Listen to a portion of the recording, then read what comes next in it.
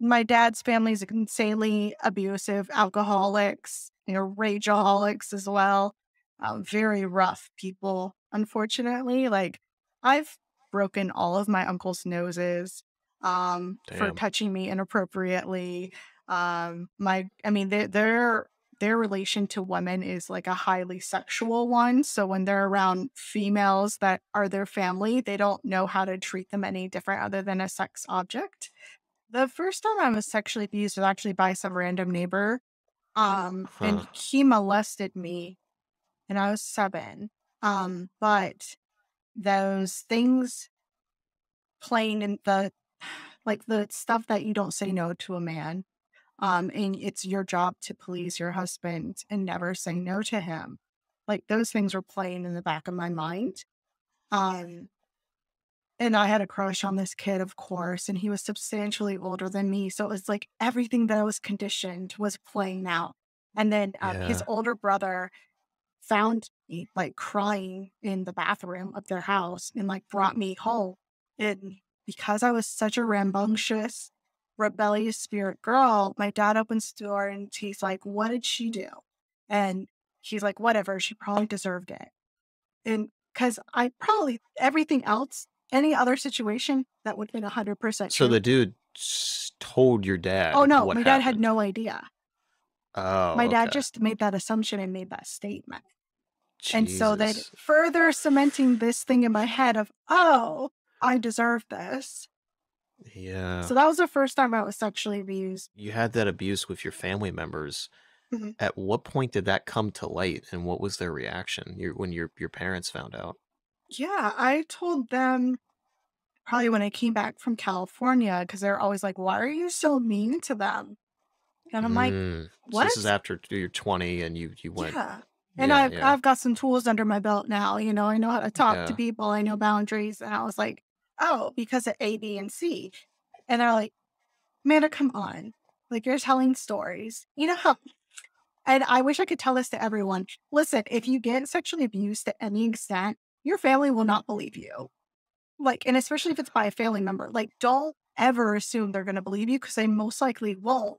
Again, because they can't wrap their brains around how badly they failed you. Like, that's a hard pill for them to swallow. So, like, whenever I hear someone tell their abuse story and they're like, "And my mom didn't believe me," I'm like, "Well, of course she didn't."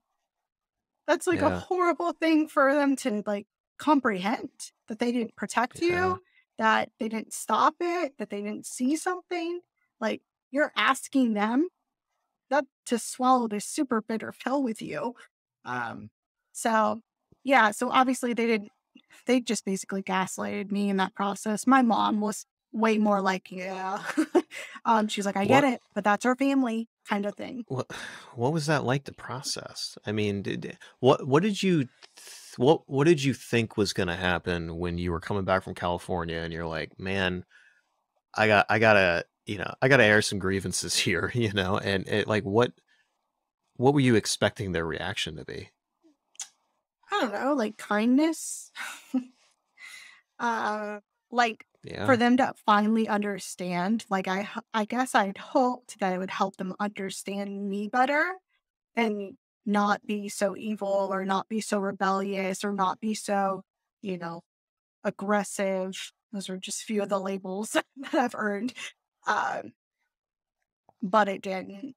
It just built up. I mean, they kind of rejected that, and then that just built up more rage in me. Like, yeah, I can go yeah, 0 to 100 in a second, and it's something that I mean, getting hard and becoming bitter and becoming an angry person is the easiest thing in the fucking world. Like, sure, yeah. softening yourself, that is hard work. Like, Oh that's yeah, I I mean, mean, I've I been working entirely on it agree. for fucking 10 years, man, and it's, like, the hardest work in the world.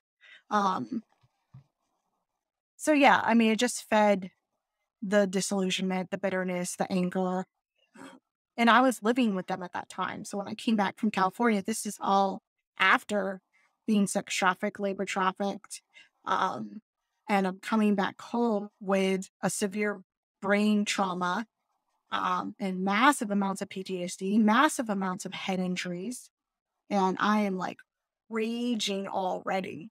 So for them to kind of be like, no, only kind of Wow. just would set me off. Yeah. Well, that adds so much more weight to it that's Mhm. when the trafficking you got out of the trafficking situation, then came back. Mhm. So, God, it's like the thing that you needed the most was just to be understood and have that support. And Yeah. then the gaslit, Yeah. fuck, you go through all that Yeah. and you're like, I gotta come clean. And before you can even if you wanted to tell them about everything that happened to you, you started off by just saying, this is where it started. Mhm. And they just shut you the fuck down. Yeah. They believe me about the neighbor. Jesus. Um, he still lives in the neighborhood my parents live in. Like, so I see him almost Dude, every single time I go there. oof. Yeah. Kind of crazy. How Um, I will say, so they they believe yeah, they they believe he believe did that. this Yeah. and they still live there. Yeah. Yeah. He's still, Oh he my like, god. his parents live catty corner to my parents, and then he lives a couple houses down from my parents' house and has a son. So when I drive to my parents, I see him all the time playing like baseball with his kid or whatever. He was a minor too. So for a minor to do that to another minor makes me think Okay. that something was going on. He saw that somewhere. He learned that from somewhere. Yeah. So, I mean, I'm not taking away from what he did. So, I mean, how is that like for you, like wrestling with that? I mean, it's our only place of contention. We've Yeah. come pretty far in our relationship, my dad and I. Um, and me drawing this line in the sand this holidays was really difficult for him because he is super religious, and it's his religious duty to forgive and to love. And so he has that twisted view of religion. And I'm like, Mm, cool. Well, how does loving your daughter and protecting her yeah. factor into your charitable deeds that you're inviting this sexual predator over for Yeah. dinner? Like, well, okay. Um, There's some pretty strong cognitive dissonance there. yeah, but the mind's crazy in that it's so damn protective of us, and it'll do anything at all costs to protect the human body it's attached to. So cognitive Yeah.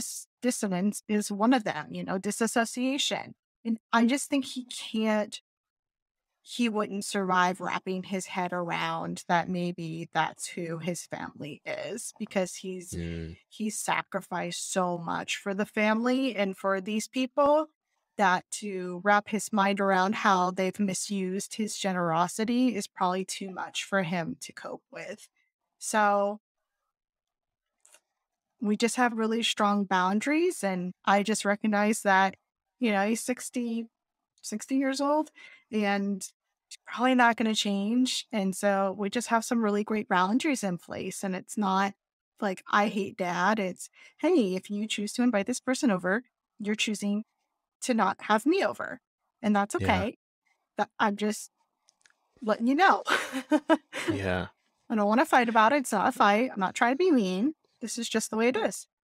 So, and Yeah. he definitely is not used to having conversations like that or taking responsibility for the consequences of his actions in that kind of realm, in that kind of situation. So that was super new language for them when I started setting up boundaries and being like, okay, I'm going to do this. You can do what you need to do, because they weren't used to me having a voice, or the way we were brought up in the cult, like women didn't have opinions or any say in any of that stuff. So when I started exercising that, it was like they would freak out on me. So Yeah, I we've come a imagine. long way.